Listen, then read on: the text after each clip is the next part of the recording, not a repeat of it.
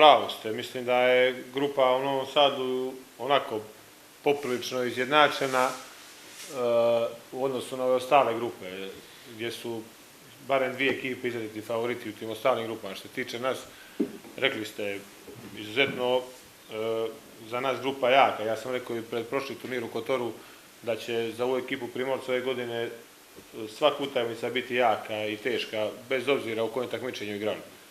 Tako smatram i ovdje. Znači, Vojvodina, Marseille, Duisburg, tri ekipe na papiru po meni su favoriti Vojvodina i Marseille. Zašto? Zato što Vojvodina kao domaćin sigurno će tražiti šansu za plasman u Ligu šampiona i to je ekipa čija je okosnica već dugo na okupu, sigurno nekih 5-6 godina njihovi glavni igrači igraju zajedno i to je tim koji je prethodne 2 sezone igrao glavnu fazu Lige šampiona.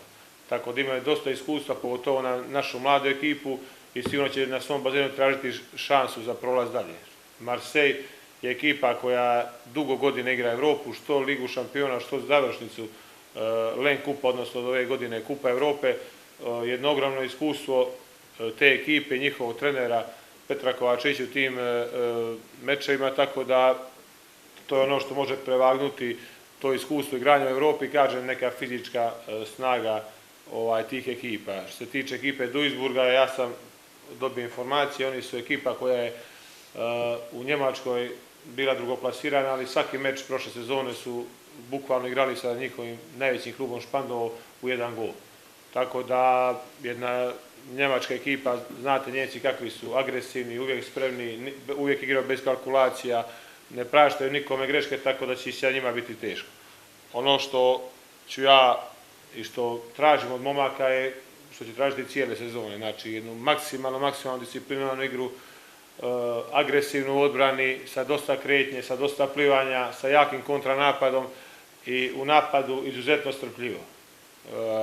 Mi naše greške bukvalno, znači moramo svesti na minimum da bi nešto napravili tamo. I ako tako bude, ako naše greške budemo sveli na minimum, znači da ne poklanjamo golove našim protivnicima i budemo igrali strpljivo, onda možemo očekivati i dobar rezultat uz tu dobru igru. Ali ono što interesuje klub, što interesuje mene kao trenera ovih mladih momaka, da odigraju što bolje, da ispoštuju sve što se od njih traži, maksimalno disciplinovano, motiv sigurno ne fali. Ja sam kao pomoćnik Ranka Perovića prošao sve ovo, znate kakve Primorac ima uspjehe, njima ovo svima, osim jednoga, 2 igrača, maltene prva sezona u Ligi šampiona i to je jedno ogromno iskustvo i motiv za njih. Tako da jedva čekamo da počnu utakmice, pogotovo ta prva sa Vojvodinom, na nju smo se sad fokusirali i nadam se da uz, kažem, jednu dobru igru, maksimalno disciplinovanu, požrtvovanost, znači bez isticanja pojedinaca, samo kolektiv mora igra da može napraviti, prije svega odigrati dobro, a onda uz našu dobru igru nastaviti će doći dobar rezultat. U suprotnom nećemo se dobro provesti u Novom Sadu. Pa evo, prije svega, ovaj prolazak u drugi krug kvalifikacija je veliki uspjeh za našu mladu ekipu. Eto, voljom žrijeba dobili smo, da kažem, jednu lakšu grupu, međutim, nijedna utakmica ove sezone za nas nije laka, u svakoj moramo mnogo da se trudimo. Igraćemo na isti način kao i na ovom prošlom turniru, agresivno na svaku loptu sa dosta plivanja, zato što mislim da je to jedini način na koji možemo da pariramo ovim ekipama i kao što je rekao trener Lompar, da smanjimo greške na minimum.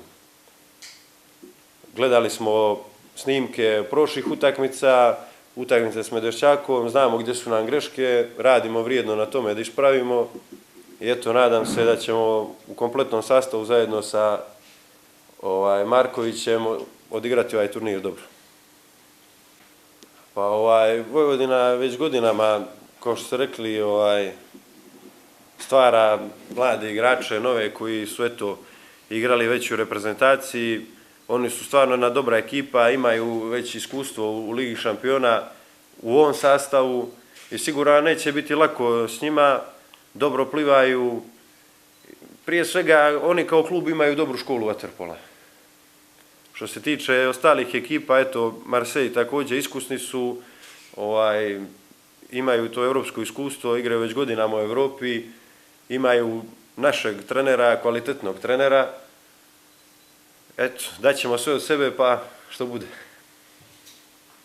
Naš jedan od glavnih igrača, Nikola Marković, je zadobio istegnuće prepone na tom meču protiv Medveščaka u Jadranskoj ligi i on do jutros nije trenirao. Znači, propustio je 2 dana treninga, tako da on je onako malo rovit, ali nadamo se da će biti spreman za Novi Sad. Što se tiče ostalog igračkog kadra, mladi naš kadet Stevan Krivokapić je imao evropsko prvenstvo u Rijeci i on nam se također juče priključio i iće s nama za Novi Sad.